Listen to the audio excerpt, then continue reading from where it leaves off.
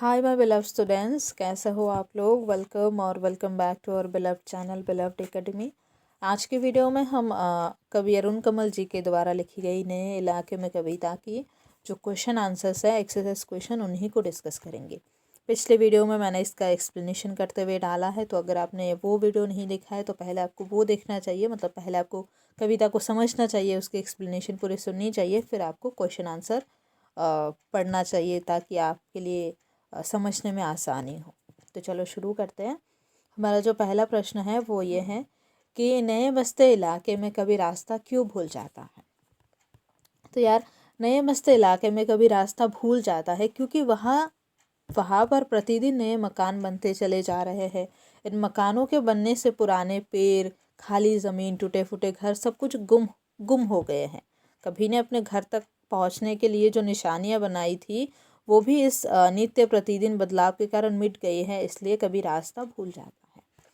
तो वही बात है कि यहाँ पे जो है प्रतिदिन जो है चीज़ें बदलती रहती है। आज कुछ ऐसा था, जैसा है आज कोई चीज़ जैसा है वो कल वो वैसा नहीं रहता है, वो हर दिन बदलता रहता है। इसलिए कवि ने अपने घर तक पहुँचने के लिए जो निशानियाँ दिमाग में बिठा के गए थे वो निशानी अब मिट चुकी है, क्योंकि वहाँ पर अब नए नए चीज़ें बनने लगे हैं। तो इस वजह से कभी रास्ता भूल जाते हैं। ठीक है। फिर जो दूसरा प्रश्न है वो ये है कि कविता में कौन कौन से पुराने निशानों का उल्लेख किया गया है। तो इस कविता में जो पुराने निशानों का उल्लेख किया गया था वो था कि पीपल का पेड़, फिर ढहा हुआ घर, ज़मीन का खाली टुकड़ा, बिना रंग वाले लोहे के फाटक वाला मकान। तो क्या क्या था। पहला था जो पीपल का एक पेड़ था वो था, फिर ढहा हुआ यानी टूटा फूटा सा एक घर था, फिर ज़मीन था, ज़मीन का एक खाली टुकड़ा था जहाँ से कवि को बाएं मुड़ना था, और आगे जाके बिना रंग वाले एक लोहे का फाटक यानी दरवाज़ा। तो बिना रंग वाले एक लोहे का दरवाज़ा वाला मकान जो था, यही सब था निशानी जिसके बारे में कवि ने कविता में उल्लेख किया। ठीक है। पीपल का पेड़, एक टूटा हुआ ढहा हुआ घर, फिर ज़मीन का खाली टुकड़ा जहाँ से कवि को बाएं मुड़ना था, फिर बिना रंग वाले लोहे का फाटक यानी लोहे का दरवाज़ा। फिर हमारा तीसरा प्रश्न है, कभी एक घर पीछे या दो घर आगे क्यों चल देता है। कवि ने अपने घर तक पहुंचने के लिए कुछ निशानियां बना रखी थी। जैसे क्या था, जैसे पीपल का पेड़, ढहा हुआ घर, ज़मीन का खाली टुकड़ा, बिना रंग वाले लोहे के फाटक वाला मकान आदि, जो नित्य प्रतिदिन होने वाले बदलाव के कारण मिट गई है। इसलिए कभी एक घर पीछे या दो घर आगे अपने घर को ढूंढते हुए चला जाता है। तो वही बात है कि कवि ने जो निशानियाँ अपने दिमाग में बनाई रखी थी, इसमें आपको बताना है निशानियाँ क्या क्या है। पीपल का पेड़, ढहा हुआ घर, ज़मीन का खाली टुकड़ा जहाँ से कवि को बाएं मुड़ना था, फिर बिना रंग वाले लोहे का दरवाज़ा वाला मकान, जो हर दिन बदलाव के कारण मिट जाते थे। तो इस वजह से कवि को अपना घर ढूंढते हुए कभी वो दो घर आगे चला जाते थे, या फिर कभी दो घर पीछे चले आते थे। ठीक है।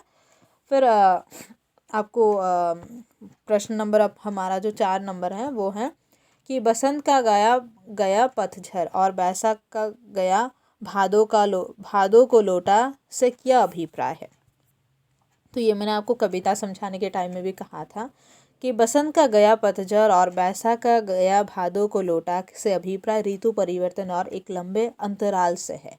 यहाँ पे जो है कि बसंत का जिस प्रकार एक ऋतु और दूसरी ऋतु के बदलने में काफ़ी समय लगता है, ठीक उसी प्रकार कभी भी काफ़ी समय बाद अपने घर लौटे हैं, तो उन्हें अपना घर को ढूंढने में मुश्किल हो रही है।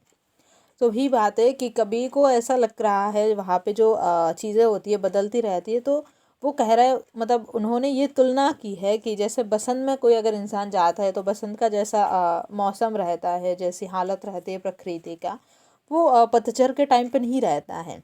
और बैसाख में जैसे रहता है मौसम या फिर प्रकृति, वैसे भादों महीनों में वो नहीं रहता है। तो कभी का यही है कि चीज़ें ऐसी बदल गई है, तो ये जो बदल गया है चीज़ें कि कल कुछ ऐसा था आज कुछ ऐसा है, इस चीज़ को दिखाने के लिए, इस चीज़ को तुलना करने के लिए कवि ने ये ऋतु का और ये महीनों का जो है उदाहरण दिया है।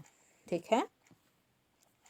फिर यहाँ में हमारा 5वां प्रश्न ये है कि कवि ने इस कविता में समय की कमी की ओर क्यों इशारा किया है। इस कविता में समय की कमी की ओर इशारा इसलिए किया गया है कि जिस प्रकार से समय तेजी से बदलता जा रहा है तो उसके साथ तालमेल बिठाने के लिए लोगों का व्यवहार भी उसी रफ्तार में बदल रहा है। हर कोई यहाँ प्रगति की दौर में अंधाधुंध भाग रहा है और आज सभी के पास समय का अभाव है। तो वही है, समय की कमी का मतलब यही है कि आज जो चीज़ें हैं बहुत रफ्तार से बदल रही हैं। ये जो टेक्नोलॉजी वगैरह बहुत ज़्यादा इन्वेंट हो रही है, बहुत कुछ चीज़ें बदल रही हैं। तो उसी प्रकार कभी यही कह रहा है कि और आज उस रफ्तार में सभी लोग भाग रहे हैं। जो चीज़ें बदल रही है उस बदलती चीज़ों के पीछे रफ्तार में लोग भी बदल रहे हैं, लोग भी भाग रहे हैं। तो इसलिए लोगों के पास वक्त बहुत ज़्यादा कम है। तो इसीलिए कवि ने कहा कि समय की कमी है कविता में। फिर ये जो छठा प्रश्न है वो ये है कि इस कविता में कवि ने शहरों की किस विडंबना की ओर संकेत किया है। तो इस कविता में कवि ने शहरों की हर क्षण बदलती प्रवृत्ति वाली विडंबना की ओर संकेत किया है कि शहरों में क्या होता है कि चीज़ें हर रोज़ बदलती है, हर क्षण बदलती है, हर रोज़ बदलती है। इसलिए प्रवृत्ति यानी कैरेक्टर होता है, मतलब फीचर किसी चीज़ का। शहरों में जीवन की सहजता समाप्त होती जा रही है। इस परिवर्तनशील दौर में मनुष्य संवेदनशील हो चला है। बनावटी चीज़ों के प्रति लोगों का लगाव बढ़ता जा रहा है। सब आगे निकलना चाहते हैं। आपसी प्रेम, लगाव और आत्मीयता घटती जा रही है। लोगों की और रहने के स्थान की पहचान खोती जा रही है। स्वार्थ केंद्रित लोगों के पास दूसरों के लिए समय नहीं है। आज की चीज़ कल पुरानी पड़ जाती है। कुछ भी स्थायी नहीं है। यहाँ केवल स्मृतियों के सहारा जिया नहीं जा सकता। तो शहरों में क्या होती है कि लोग शहरों में चीज़ें इतनी ज़्यादा तेज़ी से परिवर्तन हो रही है, इतनी ज़्यादा तेज़ी से बदल रही है और लोगों में जो आपसे जो संबंध है वो घटता जा रहा है। जो लोगों में प्रेम जो ऐसे होते हैं ना, फ्रेंडशिप वगैरह, जो यहाँ पे कहते हैं लगाव, आत्मीयता, ये जो चीज़ें हैं ये चीज़ें घटती जा रही है। जैसे हम भी अभी रहते हैं तो हम ऐसे गाँव से है तो हम जो आस पड़ोस वाले हैं उनसे बहुत ज़्यादा मिलजुल के रहते हैं। तो मतलब हमें हमारे जो पड़ोस में है, जो हमारी चाची होती है या फिर दादी मानो हम बुलाते हैं ऐसे, या चाचा जो भी होते हैं, तो उनमें क्या होता है, उनके घर पे कुछ चीज़ें हो रही है, उनको कोई भी कुछ भी प्रॉब्लम होता है या फिर उनके घर में कुछ खुशी न्यूज़ आता है, अच्छी मतलब गुड न्यूज़ आती है, तो वो हमें पता चलती है हर चीज़।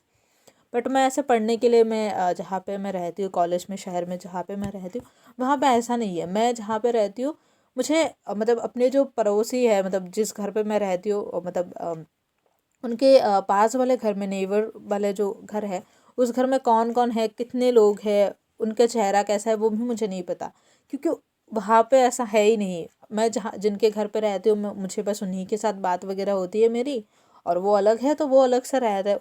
शहर में इतना कुछ है नहीं कि किसके घर पे क्या हो रहा है, क्या मतलब ये चीज़ें मैं ये नहीं बता रही हूँ कि लोगों के घर पे क्या हो रहा है वो आपको पता होने चाहिए, ऐसी बातें नहीं। लेकिन एक दूसरे के साथ आपस में थोड़ी बहुत लगाव होना चाहिए कि कभी खुशी बांट लो, कभी दुख बांट लो, गम बांट लो। तो ऐसी चीज़ें शहर में बहुत ज़्यादा कम है और आजकल और भी ज़्यादा घटती जा रही है। तो फिर अभी है कुछ दो चार लाइनें हैं, जिनको दो लाइनें हैं यहाँ इनको इनकी व्याख्या करनी है, मतलब इनकी एक्सप्लेनेशन देनी है।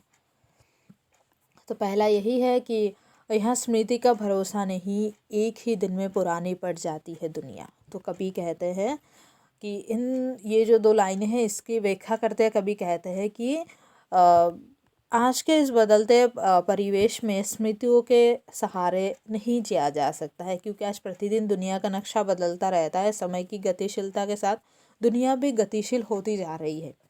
तो वही बात है, यहाँ पे चीज़ें हर रोज़ बदल रही है।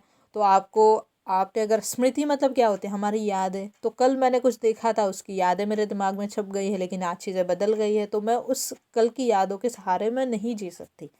तो वही बात है कि एक ही दिन में दुनिया पुरानी पड़ जाती है, क्योंकि दुनिया बदल जाती है तो कल वाला पुराना पड़ जाता है। तो कल कल मैंने जो यादें बनाई थी, जो स्मृति मेरे दिमाग में है, उसके सहारे में नहीं जी सकती।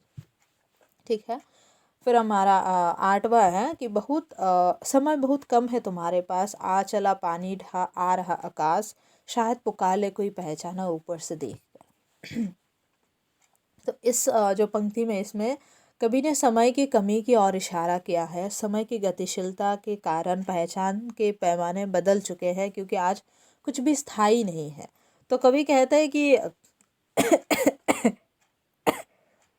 समय हमारे पास बहुत कम है, और दुनिया जितनी गतिशीलता से आगे बढ़ रही है, जितनी रफ्तार से आगे बढ़ रही है, उतनी लोगों के साथ पहचान एक दूसरे के कम हो रही है। परंतु इस बदलते परिवेश में भी अभी भी एक आशा की किरण बची हुई है कि कोई पुराना परिचित मिल जाए और सहायता कर दे।